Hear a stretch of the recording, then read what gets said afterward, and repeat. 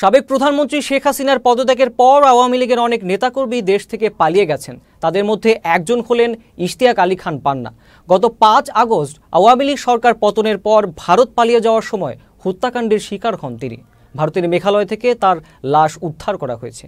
এনডিটিভির প্রতিবেদনে বলা হয়েছে, যে স্থান থেকে তার লাশ উদ্ধার করা হয়েছে সেটি বাংলাদেশ সীমান্ত থেকে বেশি দূরে নয়। বৃহস্পতিবার এক প্রেস বিজ্ঞপ্তিতে তথ্য জানায় ভারত পুলিশ। পুলিশের একটি সূত্র আরও জানায়, ইশতিয়াক আলী খান পান্নার ময়নাতদন্তের প্রতিবেদনে তাকে শ্বাসরোধ করে হত্যা করা হয়েছে এমন তথ্য উঠে এসেছে। মেঘালয় পুলিশ বলছে, গত ২৬ আগস্ট পূর্ব জৈন্তার পাহাড়ি গ্রাম ভই থেকে পান্নার পচা অর্ধগলিত লাশ উদ্ধার করা হয়। ওই গ্রামটি ভারত বাংলাদেশ সীমান্ত থেকে ১.৫ কিলোমিটার দূরে অবস্থিত। পান্নার মরদেহের সঙ্গে বাংলাদেশের পাসপোর্ট পাওয়া গেছে।